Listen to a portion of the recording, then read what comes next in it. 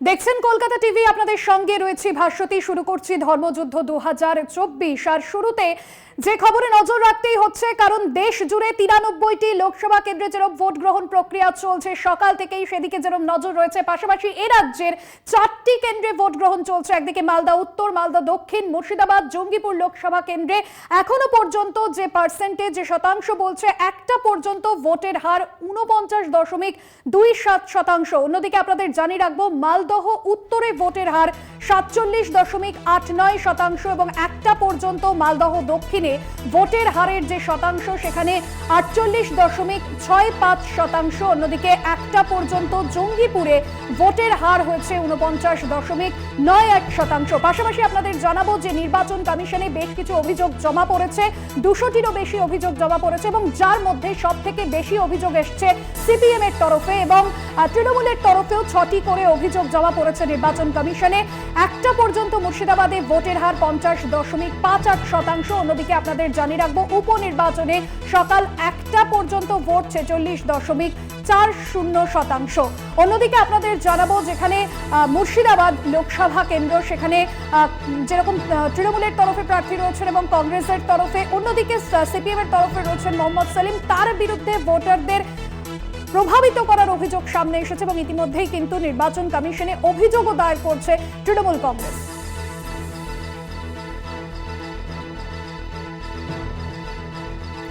সত্যসুন্দর ভট্টাচার্য আমাদের প্রতিনিধি রয়েছেন ফোন লাইনে। সত্যসুন্দর, এখনো পর্যন্ত ভোটের যে শতাংশ সকাল থেকে এখনো পর্যন্ত, শতাংশ কি বলছে? অন্যদিকে নির্বাচন কমিশনে ঠিক এখনো পর্যন্ত কতগুলো অভিযোগ জমা পড়েছে? কোন রাজনৈতিক দলের তরফে সব থেকে বেশি অভিযোগ নির্বাচন কমিশনে?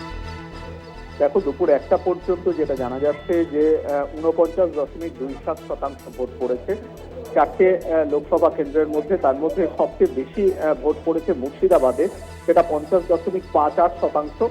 তারপর ক্রমান্বয়ে জঙ্গিপুরে পড়েছে 49.91%, এবং মালদা দক্ষিণে 48%-এর কিছু বেশি। এরপরে মালদা উত্তরে 47.89% ভোট পড়েছে। এর পাশাপাশি আমরা জানি যে আজকে ভগবানগোলার বিধানসভার উপনির্বাচন হচ্ছে, সেখানেও কিন্তু দুপুর 1টা পর্যন্ত 46.40% ভোট পড়েছে। কমিশন সূত্রে তেমনটাই জানা যাচ্ছে। এর পাশাপাশি বিভিন্ন জায়গা থেকে যে সমস্ত অভিযোগ এখনো কমিশনের কাছে এসেছে, তার মধ্যে সিপিএম এর থেকে অভিযোগের সংখ্যাই কিন্তু সবচেয়ে বেশি। সেই অভিযোগের নিরিখে এবং তারপরে কংগ্রেসের তরফ থেকে অভিযোগ এসেছে, এমনকি সিপিএম এর পরে কিন্তু দ্বিতীয় স্থানে রয়েছে অভিযোগের নিরিখে কংগ্রেস, এবং তৃণমূল কংগ্রেস এবং বিজেপির থেকেও বিভিন্ন অভিযোগ ইতিমধ্যেই কমিশনের কাছে এসেছে। সেই সমস্ত অভিযোগগুলো জেলা নির্বাচনী আধিকারিক যারা রয়েছেন তাদের কাছ থেকে রিপোর্ট পেয়ে পাঠিয়েছে নির্বাচন কমিশন, এবং সেই লক্ষ্যে প্রয়োজনীয় ব্যবস্থা নেওয়ার নির্দেশ দেওয়া হয়েছে। একদমই ধন্যবাদ জানাবো। সত্যসুন্দর ভট্টাচার্য আমাদের প্রতিনিধি ছিলেন সরাসরি আমাদের সঙ্গে ফোন লাইনে। তবে যে ভোট শতাংশ আমাদের প্রতিনিধি আমাদের সামনে তুলে ধরলেন, পাশাপাশি নির্বাচন কমিশনে যে অভিযোগগুলো দায়ের হয়েছে এখনো পর্যন্ত, তার মধ্যে কিন্তু রাজনৈতিক দল সিপিএম এর তরফে সব থেকে বেশি অভিযোগ দায়ের হয়েছে। অন্যদিকে আমরা জানিয়ে রাখবো, জঙ্গিপুর লোকসভা কেন্দ্র মুর্শিদাবাদের, যেখানে লাল দুর্গ হিসেবে কিন্তু পরিচিত এই জঙ্গিপুর লোকসভা কেন্দ্র, যেখানে বিজেপির তরফে প্রার্থী হয়েছেন ধনঞ্জয় ঘোষ। অন্যদিকে তৃণমূলের তরফে খলিলুর রহমান এবং কংগ্রেসের তরফে মোহাম্মদ মুর্তজা হোসেন, তারা যেরকম প্রার্থী হিসেবে লড়ছেন, এবং ত্রিমুখী লড়াই রয়েছে জঙ্গিপুর লোকসভা কেন্দ্রে।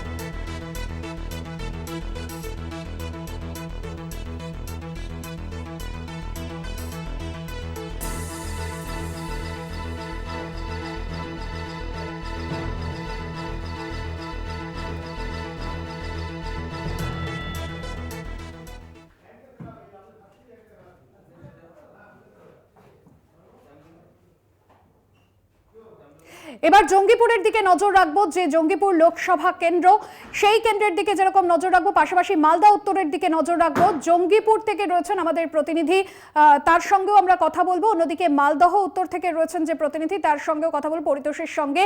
শুরুতেই আমি মালদহ উত্তর রতুয়া থেকে রয়েছে পরিতোষ। সকাল থেকে যে ছবি আমরা দেখেছি মালদহ উত্তরে, বা এখনো পর্যন্ত নির্বাচন কমিশনে যে অভিযোগ দায়ের হয়েছে, মালদহ উত্তরের হাওয়া এখনো পর্যন্ত কি বলছে? শান্তিপূর্ণভাবে কি মোটের ওপর এখনো পর্যন্ত ছবিটা কি জানতে পারছো? দেখো, তোমাকে জানিয়ে রাখি যে ঘটনা মালদার এই উত্তর মালদা লোকসভা কেন্দ্র, এই লোকসভা কেন্দ্রের সকাল থেকে ভোট গ্রহণ প্রক্রিয়া শুরু হয়েছে। বিভিন্ন বুথে বিভিন্ন রকম অভিযোগ সামনে এসছে, কোথাও ইভিএমের ঘটনা, তো কখনো আবার ভোটারদের প্রভাবিত করার ঘটনা সামনে এসছে। যদিও তোমাকে জানিয়ে রাখি, কংগ্রেসের তরফে অভিযোগ তোলা হচ্ছে তৃণমূলের বিরুদ্ধে বিভিন্ন ভোট গ্রহণ কেন্দ্রের বাইরে ভোটারদের প্রভাবিত করার পাশাপাশি বিজেপির বিরুদ্ধেও তৃণমূল অভিযোগ তুলছে, যেখানে প্রার্থীর নাম দেওয়া, প্রার্থীর ছবি দেওয়া ভোটার স্লিপ ব্যবহার করা হচ্ছে, ভোটারদের হাতে তুলে দেওয়া হচ্ছে এই ভোট গ্রহণকে কেন্দ্র করে। তবে এই রতুয়া যে রয়েছে, রতুয়ার যে চাঁদমুনি গ্রাম পঞ্চায়েত, এখানেই রয়েছে বাটনা এলাকা এবং সেখানে বোমা বিস্ফোরণের ঘটনা সামনে এসছে। ইতিমধ্যে একের পর এক বোমা বিস্ফোরণ হয়েছে গোটা এলাকা জুড়ে। এই বোমা বিস্ফোরণের ঘটনার পর রীতিমতো এলাকা জুড়ে চাঞ্চল্য ছড়িয়েছে। স্থানীয় বাসিন্দারা বলছেন এই এলাকার বেশ কিছু দুষ্কৃতী যারা বাইকে করে এসে হঠাৎ করে এলাকা জুড়ে বোমা বিস্ফোরণ করে। তোমাকে জানিয়ে রাখবো, ভোট গ্রহণ কেন্দ্রের ঠিক কিছুটা দূরেই, অর্থাৎ ভোট গ্রহণ থেকে ঢিলছোড়া দূরত্বের মধ্যে এই বোমা বিস্ফোরণ। তবে বিস্ফোরণের পর রীতিমতো এলাকা জুড়ে একটা চাঞ্চল্য পরিস্থিতি সৃষ্টি হচ্ছে। রাজ্য পুলিশের আধিকারিক থেকে শুরু করে কেন্দ্রীয় বাহিনীর জওয়ানরা ইতিমধ্যে গোটা এলাকা ঘিরে রয়েছে এবং গোটা পরিস্থিতির ওপর নজর চালাচ্ছে। কারা ঘটনার সঙ্গে যুক্ত সেই অভিযোগকে কেন্দ্র করে শাসক বিরোধী একে অপরের বিরুদ্ধে অভিযোগ তুলছে। যেমন কংগ্রেসের তরফে সরাসরি তৃণমূল যুক্ত তার বলে অভিযোগ তোলা হয়েছে। তৃণমূলের দুষ্কৃতীরা এলাকায় কংগ্রেসের ভোটারদেরকে ভোট কেন্দ্রে যেতে দিচ্ছেন না, তাদেরকে ভয় দেখানোর জন্য এই ধরনের বোমা বিস্ফোরণ করছে, এমনটা অভিযোগ তুলছে কংগ্রেসের কর্মী এবং নেতৃত্বরা। পাল্টা তৃণমূলের তরফে কংগ্রেসের বিরুদ্ধে অভিযোগ তোলা হচ্ছে, কারণ এই গোটা বোমা বিস্ফোরণের ঘটনায় কংগ্রেসের লোকজন যুক্ত, এমনটা অভিযোগ তোলা হচ্ছে তৃণমূলের বিরুদ্ধে। মোটের ওপর এই উত্তর মালদা লোকসভা কেন্দ্রের শান্তিপূর্ণ ভোট গ্রহণ প্রক্রিয়া চললেও এই বোমা বিস্ফোরণ রীতিমতো চাঞ্চল্য ছড়িয়েছে।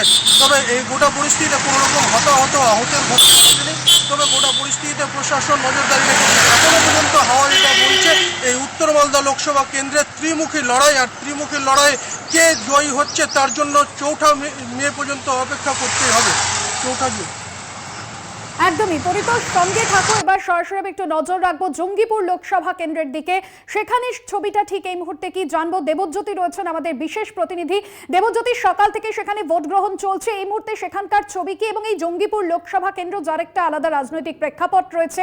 আমরা দেখেছিলাম যে সেখানে প্রণব মুখোপাধ্যায়, যিনি টানা 2 বার সেখানে সাংসদ হয়েছিলেন, সব মিলিয়ে কি ছবি, হাওয়া কি বলছে এই মুহূর্তে সেখানকার?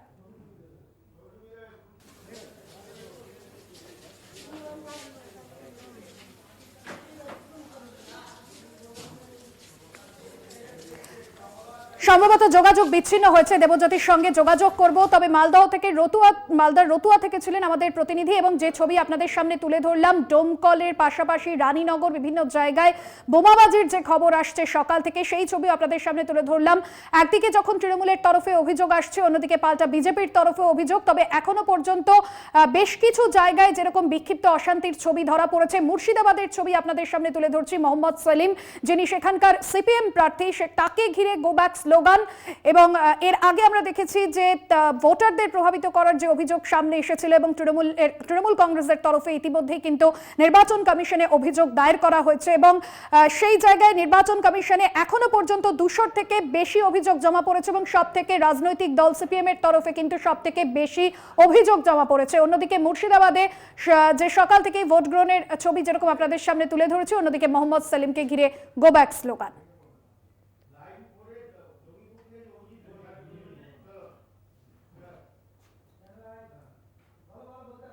অন্যদিকে জঙ্গিপুর লোকসভা কেন্দ্রের দিকে আমাদের নজর থাকবে। জঙ্গিপুর থেকে রয়েছেন আমাদের প্রতিনিধি অভিজিৎ।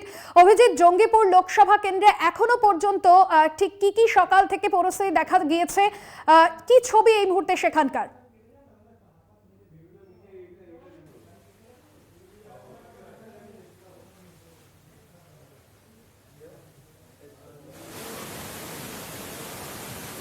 যেখানে বিজেপি প্রার্থী ধনঞ্জয় ঘোষ ব্লক সভাপতিকে মারধর করেছে, তৃণমূল কংগ্রেসের ব্লক সভাপতিকে মারধর করেছে, এমনটাই অভিযোগ উঠছিল। পরবর্তীতে ধনঞ্জয় ঘোষও কিন্তু ব্লক সভাপতি, তৃণমূল কংগ্রেসের যে ব্লক সভাপতি আছে তার বিরুদ্ধে কিন্তু থানায় অভিযোগ করেছে, রঘুনাথগঞ্জ থানায় ইতিমধ্যেই অভিযোগ দায়ের করেছে। যে দেখো যে মোটের উপর কিন্তু শান্তিপূর্ণই চলছে ভোট পর্ব, ভোট গ্রহণ যে পর্ব চলছে, যে সকাল থেকে যেটা আমরা দেখিয়েছিলাম জঙ্গিপুর লোকসভা কেন্দ্রের বিভিন্ন যে বুথে বুথে লম্বা লাইন ছিল, পুরুষদের তুলনায় মহিলাদের লাইন ছিল লম্বা। তবে দুপুর গড়িয়েছে, দুপুর হওয়ার সঙ্গে সঙ্গে কিন্তু ভোটের লাইনটা কমে গিয়েছে। কারণ দেখো যে আমি যে জায়গায় দাঁড়িয়ে রয়েছি এখানে ভোলাডাঙ্গা প্রাথমিক বিদ্যালয়ে, সেখানে কিন্তু আদিবাসী অধ্যুষিত একটা এলাকা, যেখানে দুপুরের দিকে কিন্তু পোলিংটা এমনিতেই কম হয়, বিকেলের দিকে কিন্তু ভোটাররা আবারও বুথমুখী হবে।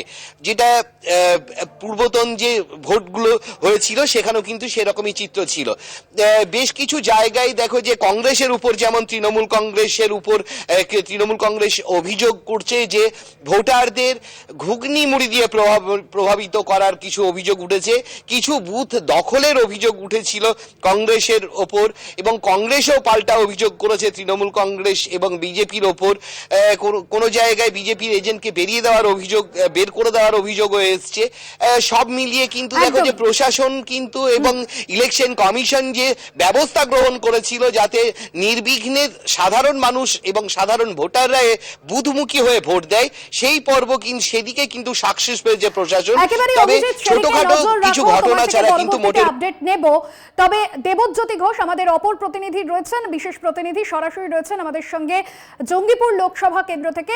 জঙ্গিপুরে যেখানে তুমি রয়েছো, যেখানে যে বুথে রয়েছো তুমি, সকাল থেকে যেরকম ভোট গ্রহণ চলছে, অন্যদিকে জঙ্গিপুর লোকসভা কেন্দ্র যেমনটা তোমার সাথে এর আগে কথা হচ্ছিল যে এর একটা রাজনৈতিক প্রেক্ষাপট রয়েছে, বাম দুর্গ ছিল জঙ্গিপুর লোকসভা কেন্দ্র, পরে প্রণব মুখোপাধ্যায় সেখানে কংগ্রেসের হাত প্রতীক প্রতিষ্ঠা করেন।